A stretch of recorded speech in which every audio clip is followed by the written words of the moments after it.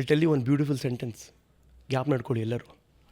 ನಮ್ಮ ಮಕ್ಕಳು, our children, first ಇಂಗ್ಲೀಷಲ್ಲಿ ಹೇಳ್ತೀನಿ, our children will not do what we tell them to do, they will simply do what we do.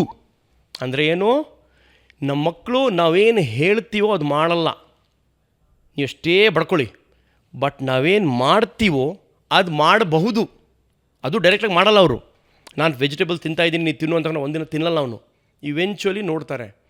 ಈಗ ನಂದು ಮಧ್ಯ ಬುಕ್ ರೀಡಿಂಗ್ ಹ್ಯಾಬಿಟ್ ಹೊಟ್ಟೋಗಿತ್ತು, ಬಿಕಾಸ್ ಅದೇ ಪ್ರೆಷರು, ವರ್ಕು, ಅದು. ನಾವು ಒಂದು 2-3 ಇಯರ್ಸಿಂದ actively 1 hour every day, 30 minutes morning, 30 minutes dedicate.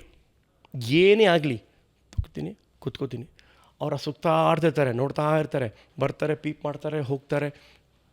Better then mobile ತೊಗೊಂಡು.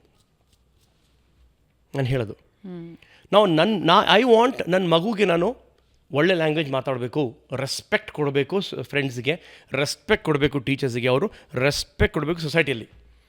ನಾನು ಕಸ್ಟಮರ್ ಕೇರಿಗೆ ಬೈತಾ ಇದ್ದೀನಿ, ಮ್ಯೂಟ್ ಮಾಡಬೇಕು ಅಂತ ಅವ್ರ ಲ್ಯಾಂಗ್ವೇಜ್ ಬೈತಾ ಇದ್ದೀನಿ. ನನ್ನ ಮಗು ಕೂತ್ಕೊಂಡಿದ್ದಾನಲ್ಲಿ, ಕಾರ್ ಓಡಿಸ್ತಾ ಇದ್ದೀನಿ, ಅವ್ನು ಹಿಂದ್ಗಡೆ ಅವ್ನು ಯಾವನೋ ಸ್ವಲ್ಪ ಅಂತ ಬೈತಾ ಇದ್ದೀನಿ. ಬಟ್ ನನ್ನ ಮಗುಗೆ ನಾನು ಏನು ಎಕ್ಸ್ಪೆಕ್ಟೇಷನ್ ಇದೆ? ಮೈಸೂರು ಒಡೆಯರ್ ಥರ ಅವನು ಡಿಗ್ನಿಫೈಡಾಗಿ ಮಾತಾಡೋದು. ಹೆಂಗಾಗತ್ತೆ ರೀ? ಮನೆಯಲ್ಲಿ ಮಕ್ಕಳಿಗೆ ರೋಲ್ ಮಾಡೆಲ್ಸ್ ಯಾರು? ಪೇರೆಂಟ್ಸ್. That's all. ಅದೇ ಹೇಳೋದು.